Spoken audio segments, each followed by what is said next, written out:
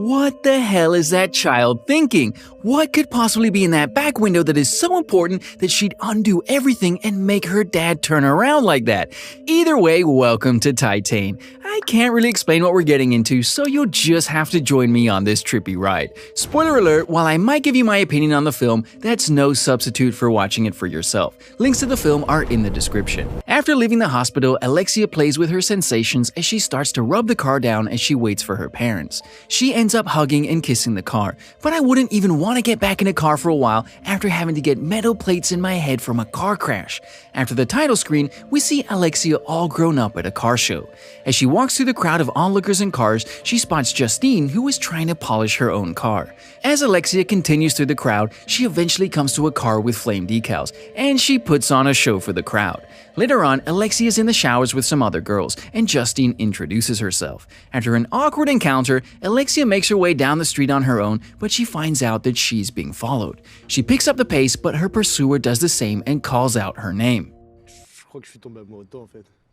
Do car models really have crazed fans like this, or is this just more of a general stalker vibe going on? I mean, he ends up grabbing her aggressively and kisses her for a good while. She might end up going along with it for the time being, but we all know this is the kind of movie that won't go soft on anyone.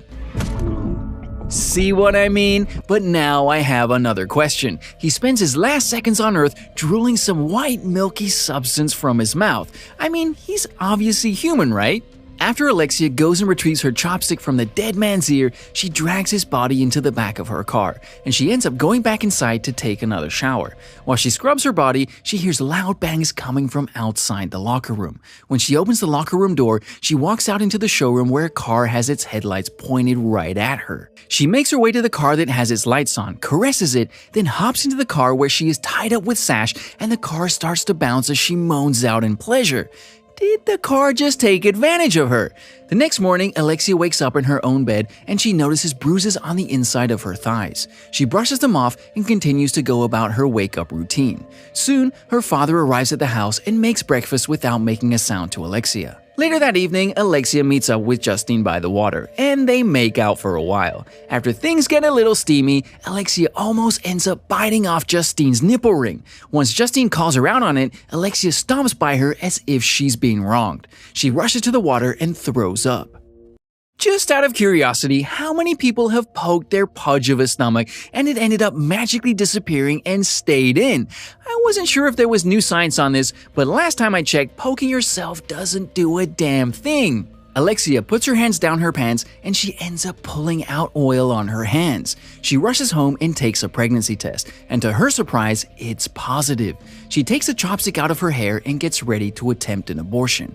After she stirs around inside, Alexia goes out and relaxes with Justine on the couch. No warning!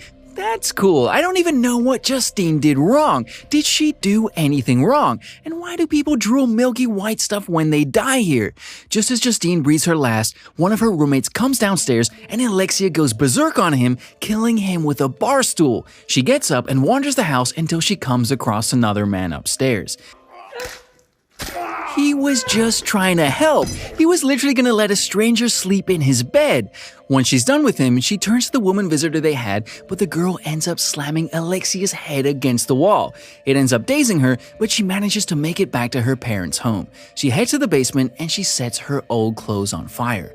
She leaves the fire blazing in the basement and she heads upstairs to take the key from her parents' room as she locks it. We see her walking down the road and she waves down a taxi. Once they reach the last possible stop, Alexia gets out and starts to walk away from where the police are getting calls on their radio. She heads into a shopping plaza where she finds her picture posted for being wanted as a possible suspect. Alexia ends up going to the bathroom where she cuts her hair to try and change her appearance enough to not be recognized, and she wears a wrap around her chest so she can try to appear more like a man than a woman. At last, she's dedicated to following through with everything. I'm not entirely sure breaking her nose really changes her appearance enough, but at least she's willing to do anything to make it. Meanwhile, Vincent shows up at the police station to see if any word has been heard about his missing son. When he sees Alexia sitting in the chair, he tells the police that she is his son, and the two of them drive off. When they get to Vincent's home, a young man named Rayan greets them, and Vincent introduces Alexia as Adrian, his son. Once in her new room, Alexia takes off the wrap that went around her body, and we see that her stomach has grown since the last time we saw it.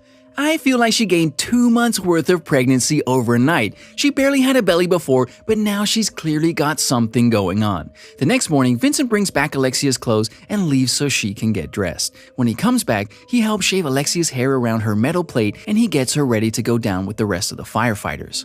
Je suis Dieu. C'est Jésus. Well, that's one way to go about introductions. I don't feel like that's going to be a good way to make a positive impression for her, but to each their own. We'll see how this goes. At least we know she has no problem taking care of herself if anyone decides to be too much. Vincent begins to get testy about his son not making a sound, but when he goes to get Alexia's attention, she notices that she is lactating through her shirt. She tries to make a run for it, but the door is locked and Vincent has a way to convince her to stay. He is using this as a way to make her stay. If anything, this would solidify my need to escape, but I also can't tell if he knows that she's really Alexia or not. After the two of them get into a physical altercation, he ends up giving her the key to the apartment so she can leave if she wants to, and she does. Later on, Vincent ends up giving himself an extremely high dose of steroid that leaves him helpless on the floor of his bathroom. Meanwhile, Alexia ends up getting on the bus and having to deal with all sorts of rude guys. She ends up getting off and going back to Vincent's apartment, where she finds him lying on the bathroom floor. Alexia fights the impulse she has to shove her chopstick into his ear, and she goes and finishes the haircut he had been giving her earlier. The next day, Alexia goes through Adrian's boxes of belongings and tries to find stuff that could be useful to her. I don't know how useful she thinks finding a dress is gonna be. She's pregnant by a car, and now she has to pretend to be Vincent's son. So is she gonna be Alexia or Adrian? That's the real question. Later on, they get called for an emergency situation that ends up being a middle-aged man who overdosed in his mother's spare room. Once there, Rayanne and Vincent try to save the man while Alexia is in charge of comforting the mother. They really did put the wrong person in charge of comforting her because sure enough, the woman falls over and starts to croak on her. Vincent has to walk Alexia through how to give CPR by singing Macarena to her. She ends up bringing the woman back to consciousness, but in the process, Vincent alienates Rayanne. Once back in the truck, Rayanne sees a picture of Alexia's wanted poster on his phone and he suspects her of being her. He starts to question her, but Alexia just laughs at him and continues on. Back at the firehouse bunks, everyone is having a real good time dancing. I didn't know that firefighters were just chilling at the firehouse, dancing whenever they didn't have an emergency to take care of. They have mood lights and everything, not to mention it's just a bunch of dudes vibing in the middle of the night. During the dance, Rayanne approaches Vincent and pulls him aside to talk to him about Alexia, but Vincent doesn't even give him the chance to get a word out. This is one of the first times that we see Vincent smile, so I'd imagine some people aren't happy that their father figure is only happy because Alexia is there. The next morning, Adrian's mother arrives and tries to take this moment to reconnect with her son, but she treats Alexia as though she's a prisoner. Then she begins talking to Vincent as though their son is still missing, and Vincent sends Alexia from the room. Once Alexia is alone in her room, she just scratches a hole in her belly, then she pulls motor oil out of it too. I feel like a good bit of this film is one bad acid trip, while the other part is a super serious feel-good drama. Weirdest mix ever. When she peels back the skin a bit, she reveals that there is something solid white underneath her skin. It's at this moment that Adrian's mother barges in and sees Alexia in the nude. Even though it isn't the ideal situation, she understands that Vincent and Alexia are helping each other, and she makes her promise to take care of him before she leaves. Once Alexia goes back out to eat breakfast, the news speaks of how they're still searching for Alexia, but she's pulled away when Vincent calls her to help with his injection. I really can't tell if Vincent knows that she's really Alexia or if he has a perverted relationship with his long-lost son, Adrian. Either way, I don't see this ending very well for both of them. Someone is gonna have to lose something in the end. Later on, during a fire emergency, Vincent and Rayanne have an encounter where Rayanne asks Vincent if he knows Alexia's name, and he refers to her as a her. After hearing that, Vincent gives him a propane tank to hold, and the tank explodes in Rayanne's hands. Back at the house, Alexia feels the baby in her reach out to her, and she takes a moment to actually enjoy the idea of being pregnant. Then Vincent comes into the bathroom. Je veux pas savoir qui t'es, je m'en fous. T'es mon fils. At least now I know that he's not just playing stupid this whole time. Their relationship is one that is literally built around a lie, but both parties are understanding to the needs of the other, and they work well together. Even as her towel falls and Vincent is able to see everything, he still simply picks up the towel and helps her cover up. Back out in the firehouse, all of the firefighters are raving, and Alexia ends up getting caught up in it. They end up putting her up on one of the fire engines, and as they chant her name, she begins to start dancing to the music. As she does her seductive dance, most of the guys get very confused, but when Vincent comes out and sees it, he ends up leaving her up there. After everyone leaves, Alexia tries to get it on with one of the fire engines, but she's too caught up on what Vincent thinks of her. Meanwhile, he looked so confused by the fact that he actually caught fire. What did he think was gonna happen? He soaked himself in alcohol and held a lighter to it. If he didn't catch fire, I'd say he needed to get something stronger to drink.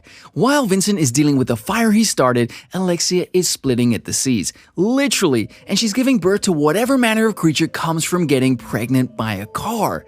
When she sees her body in the mirror, she comes to terms with what's going on, and she goes to see Vincent. He asks her what she's doing there, but when she crawls into bed and gets under the covers, there are no words he can say to her. For a film that I've spent most of my time wondering if any of it is real or just a big symbolism trip, this is a nice moment of pure emotion. And just as I say that, Vincent throws her off, pulls off the blanket, and looks at her body for what she really is. When he goes to leave, Alexia begs for him to stay because she's scared, and he ends up coming back to help her deliver her baby. After a grueling labor, Alexia's skin tears from her head to her navel, and a baby is born. In the process, Alexia begins to lose consciousness, but Vincent is too late to help her. She dies in childbirth, and Vincent turns his attention to the baby. Is the baby part metal? What's going on with its spine? Vincent finally has a child again though, so that's a win for him. I guess all in all, it was as happy an ending as anyone could have expected. Titan is one of those foreign gems that I've been looking forward to ever since I saw the first trailer, and I can easily say that I was not disappointed. This was an artistic beauty and I highly recommend it. Thank you so much for watching, and I hope you enjoyed the video. Don't forget to like and subscribe for more videos like this one. Comment what you'd like me to watch next, and I'll see you in the next video.